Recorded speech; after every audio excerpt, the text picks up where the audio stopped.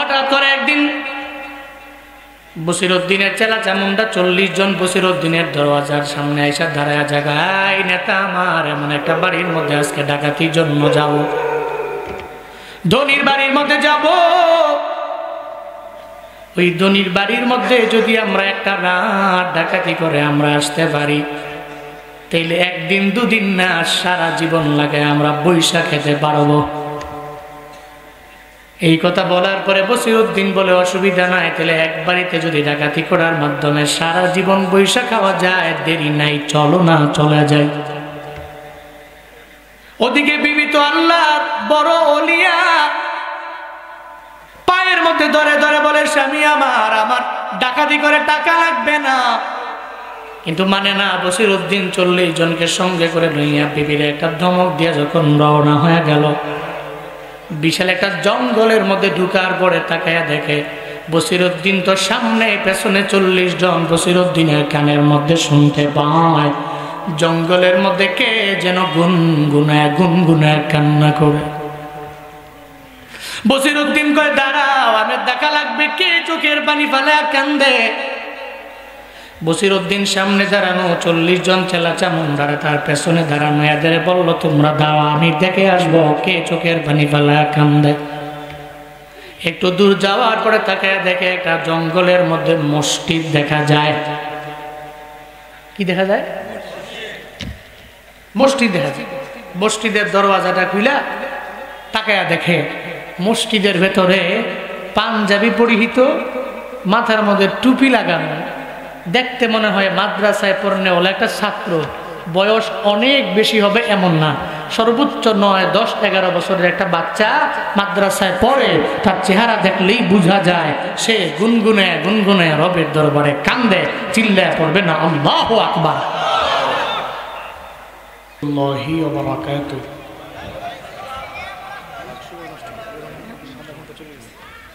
আলহামদুলিল্লাহ الحمد لله الذي خلق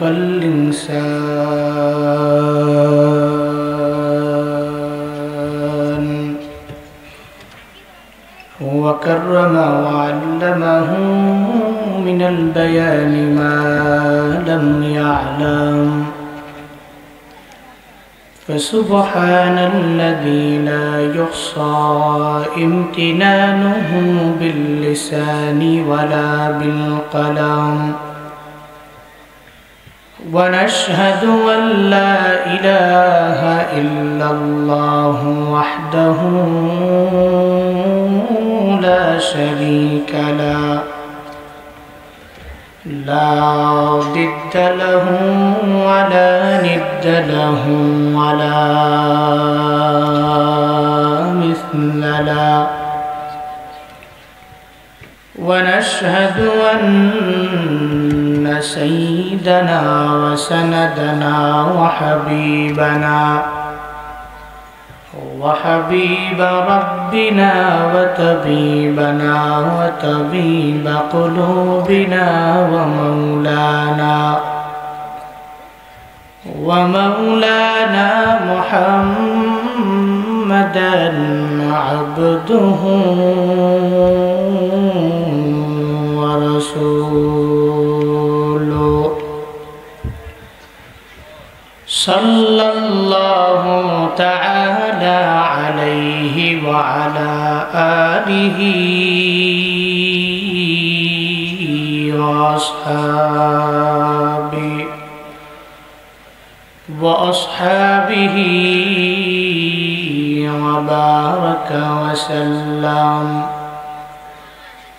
وبارك وسلم تسليما كثيرا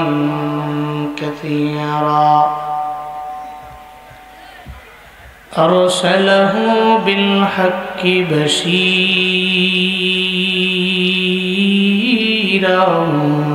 ونذيرا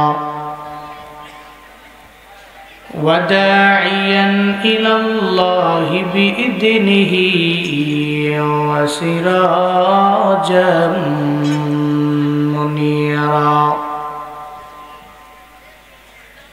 اللهم صل على محمد النبي الأمي وعلى آله وسلم تسليما وبعد فأعوذ بالله من الشيطان الرجيم بسم الله الرحمن الرحيم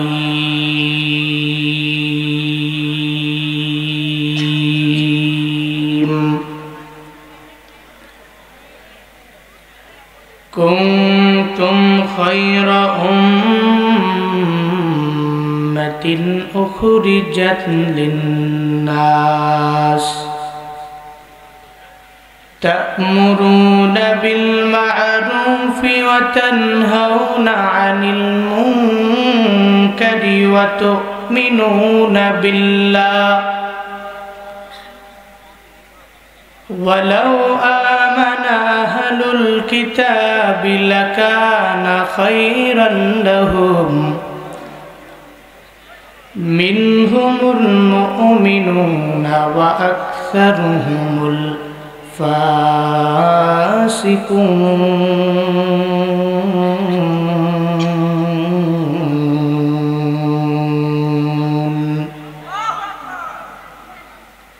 وقال النبي صلى الله عليه وآله وسلم أحصوا هلال شعبان لرمضان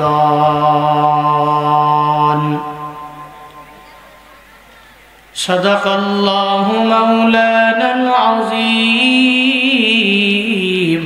وصدق رسوله النبي الكريم ونحن على ذلك لمن الشاهدين والشاكرين والذاكرين والحمد لله رب العالمين.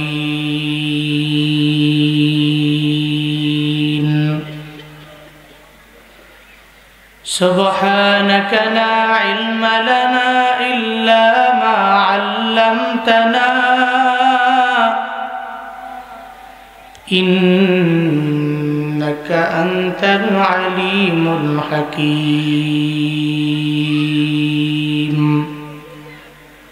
رب اشرح لي صدري ويسر لي أمري واحلل عقدة من لساني يفقه قولي. رب زدني علما رب زدني علما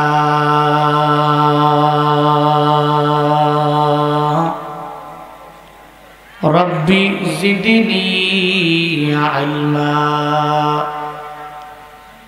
رب يسر ولا تعسر وتمم علينا بالخير.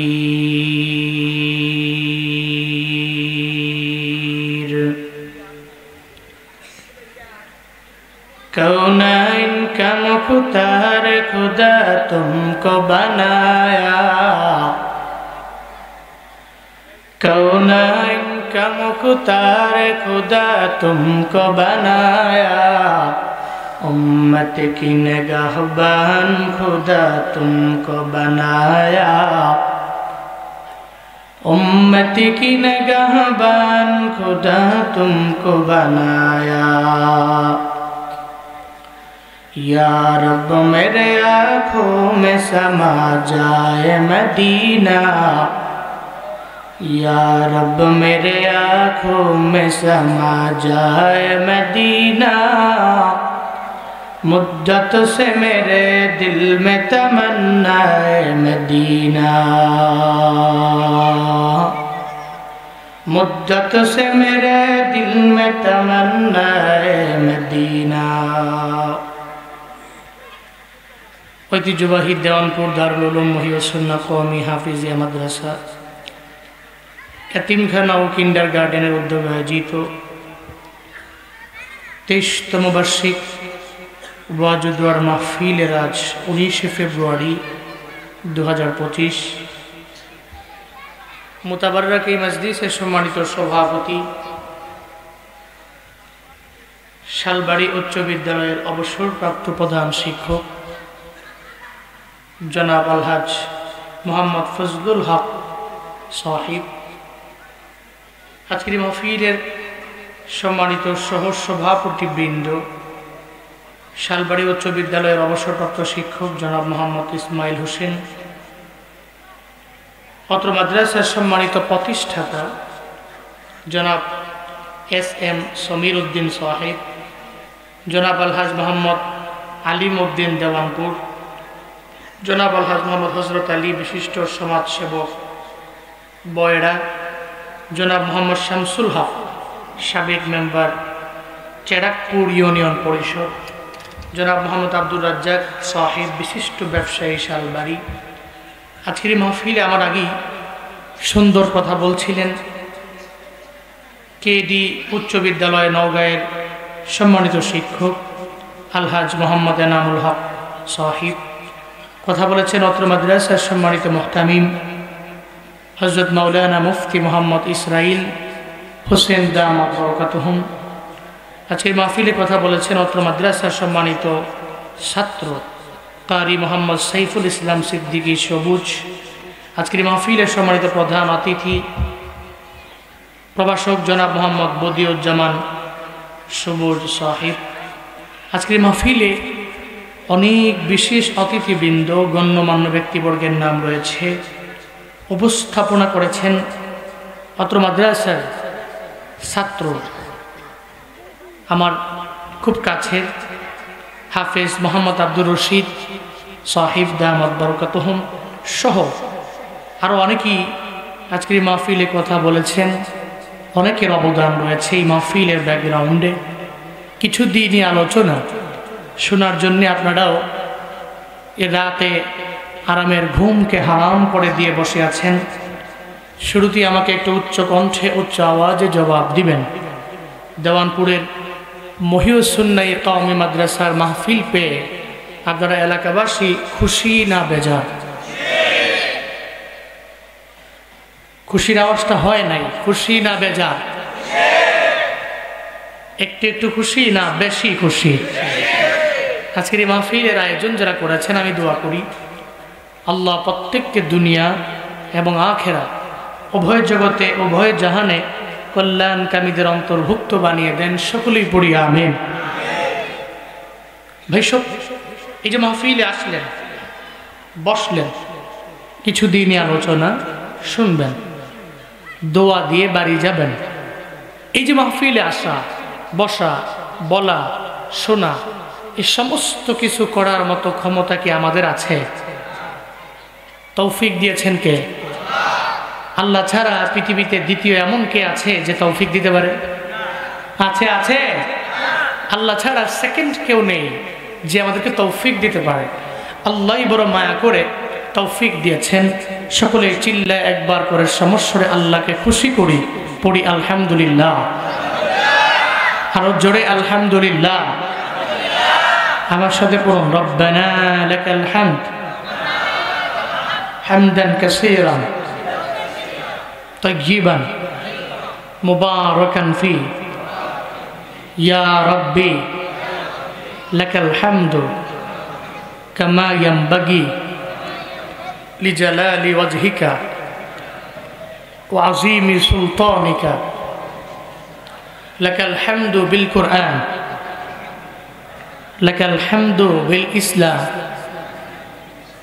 লাকাল হামদু বিল ঈমান। প্রশংসা করলাম কার? রবের প্রশংসায় লাভ না লস?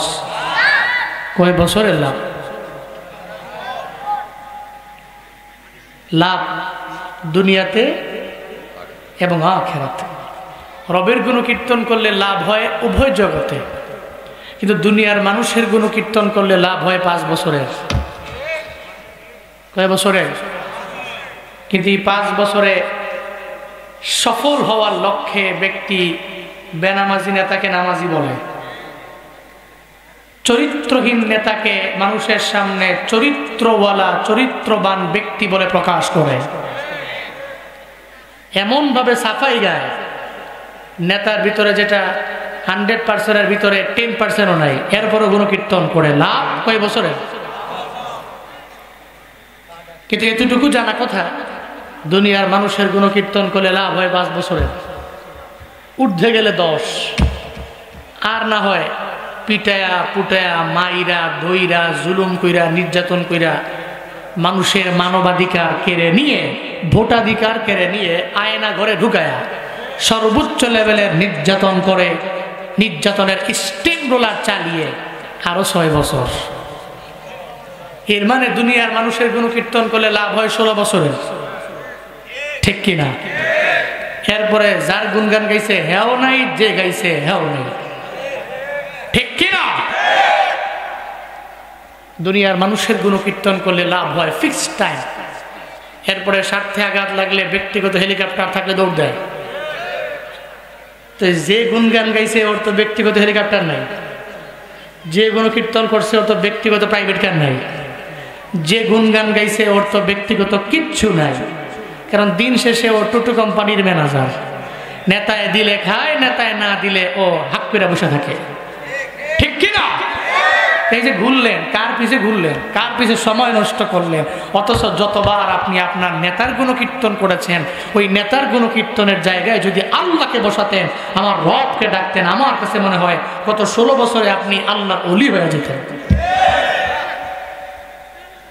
কিন্তু মনে রাখবেন, দুনিয়ার সমস্ত মানুষগুলো আমাকে ছেড়ে যেতে পারে, কিন্তু আমার রব জীবনেও কোনোদিন আমাকে আপনাকে ছেড়ে যেতে পারে।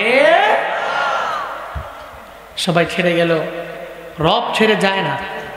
তাহলে যে রব ছেড়ে যায় না, ওই রবের গুণকীর্তন মৃত্যু পর্যন্ত করতে পারবো তো ইনশাআল্লাহ? আল্লাহ আমাদের সবাইকে সে তৌফিক দান করেন, সকলেই বলি আমিন। কই যাবেন? কই? হ্যাঁ, কি 1 নাম্বার? হ্যাঁ, জরুরত হলে কল লাগবো যে হুজুর 1 2 না, এটা তো গুনার কিছু না, এটা আমারও আছে আপনারও আছে। নাকি আমি বক্তা দেখে আমার নাই? এখন যদি আমি কই যে আমার 1 মিনিট সময় দেন, আমি আসি, দেওয়া তো লাগবে, কারণ আমি মানুষ তো। অবশ্যই তাহলে উঠতে পারে, অসুবিধা নাই, জরুরত থাকলে যাবে। তবে হ্যাঁ, উল্টা পাল্টা উঠাউঠি করবেন হবে না, একবার চাপা দিয়া বসতে হবে, দোয়া দিয়া বাড়ি যেতে হবে। রাজি আছেন তো ইনশাআল্লাহ? আল্লাহ সবাইকে আখিরি মুনাজাত দিয়ে বাড়ি যাওয়ার তৌফিক দান করেন। উঠতেন না কেউ? ভাই সব সূরাত আলে ইমরান পবিত্র কুরআনের বিশ্ব বড় একটা সূরা। সূরাত আলে ইমরানের 110 নম্বর আয়াতে কারিমা আমি খুতবায় পড়েছি। কয়শো 10? কোন সূরা? বলেন না কোন সূরা? কয়শো 10? 110 নম্বর আয়াতে কারিমা আমি তিলাওয়াত করেছি। আল্লাহ পাক যে আয়াতে কারিমায় সমস্ত উম্মতে মুহাম্মদীকে শ্রেষ্ঠ বলেছেন, সুবহানাল্লাহ পড়বেন না? আমরা কি উম্মতে ইব্রাহিম, উম্মতে ইসমাইল, উম্মতে আদম, উম্মতে মূসা, উম্মতে ঈসা? তাহলে আমগো লোক হলো আমরা উম্মতে মুহাম্মদ সাল্লাল্লাহু। আল্লাহ পাক 110 নম্বর আয়াতে উম্মতে মুহাম্মাদীকে বলেছেন তোমরা শ্রেষ্ঠ জাতি। শ্রেষ্ঠ জাতি কেন আমরা এই বিষয়ে পড়ে যাব, তবে আগে আসি। শ্রেষ্ঠ জাতি তো আমরা শুনলাম, মানলাম, বুঝলাম, তবে এই শ্রেষ্ঠত্ব ধরে রাখার জন্য গুণ লাগবে তিনটা। কয়টা? কয়টা? কুনতুম খায়রা উম্মাতিন উখরিজাত লিন-নাসি তা'মুরুনা বিল মা'রুফ ওয়া তানহাউনা আনিল মুনকারি ওয়া তু'মিনুনা বিল্লাহ। আল্লাহ কয় তোমরা শ্রেষ্ঠ জাত, তবে এই শ্রেষ্ঠত্ব মৃত্যু পর্যন্ত ধরে রাখার জন্য গুণ লাগবে কয়টা? এক নম্বরে মানুষের ভালো কাজের আদেশ দেওয়া লাগবে, মানে তা'মুরুনা বিল মা'রুফ। একা একা নামাজের মধ্যে গেলে হবে না, বরং সবাইরে নিয়ে নামাজের মধ্যে যাওয়া লাগবে। ফজরের সময় আমি নামাজে যাব, একা না, সবাইরে নিয়ে যাওয়া লাগবে। আমি অজু বানাইয়া ঘর থেকে বের হয়ে গেলে আমার প্রতিবেশীদের আমি বলবো, এই প্রতিবেশীরা তোমরা আরামের বিছানায় ঘুমাইও না, ফজর কাজা করে যদি ঘুমাও মনে রাখবা যে ফজর পড়ে না সে শয়তানের দল নিয়ে ঝান্ডা নিয়ে কাজের মধ্যে যায়। ফজর পরে যে বের হয়ে যায় সে কালেমা এবং ইমানের ঝান্ডা নিয়ে বের হয়ে যায়। জোহরের আগে মরতে দেরি, রবের জান্নাতে যাইতে দেরি হবে না।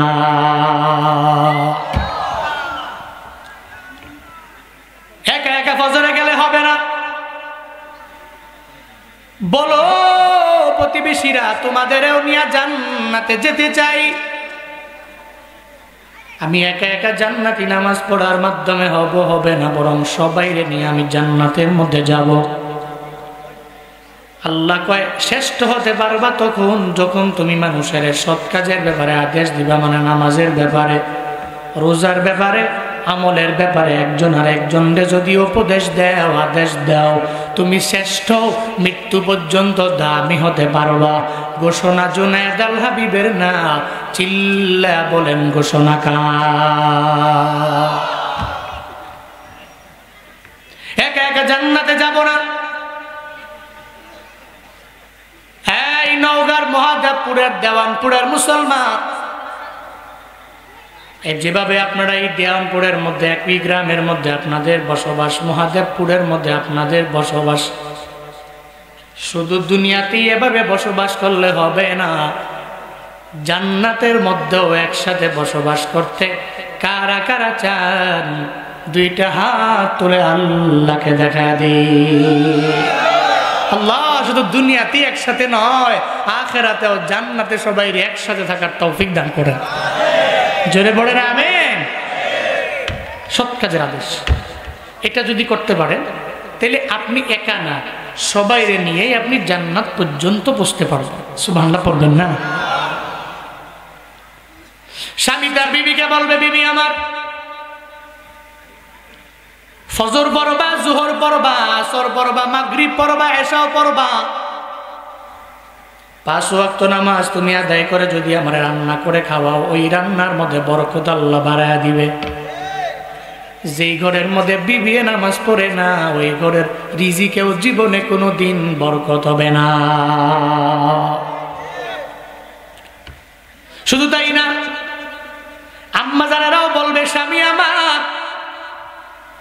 আমি একা একা ঠান্ডা পানি দিয়ে ওযু বানায় ফজর পড়ব, হবে না, তুমিও নামাজের জন্য ঠান্ডা পানি দিয়ে ওযু বানায় একটু মসজিদের মধ্যে যাও, জোহরে যাও, আসরে যাও, মাগরিবে যাও, এশায়ে যাও। আমার আম্মা জানেরা যদি আব্বাদেরকে বলে নামাজের মধ্যে যাওয়ার জন্য আদেশ দেয়, আল্লাহর কসম করে বলি রে বাপ, যদি কয় তুমি ঠিক মতো নামাজ না পড়লে কালকে থেকে ঘরের চুলার মধ্যে আগুন জ্বলবে না। দেখবেন আমার বাবায় দৌড়ে নামাজে যাবে, ঘরের মধ্যে আগুন জ্বলবে না, এই ভয়ে দৌড়ে নামাজে যাবে, ঠিক কিনা?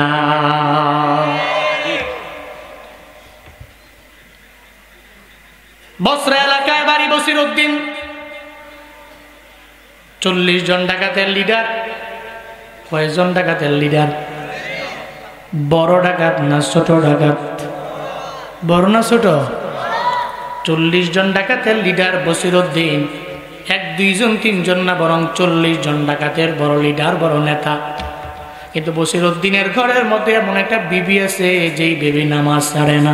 দেখবেন চোরের ঘরে আল্লাহ এমন বিবি দেয়, ওই বিবি মানুষের হক মাইরা খায় না, অন্যায় করে না, মিথ্যা বলে না।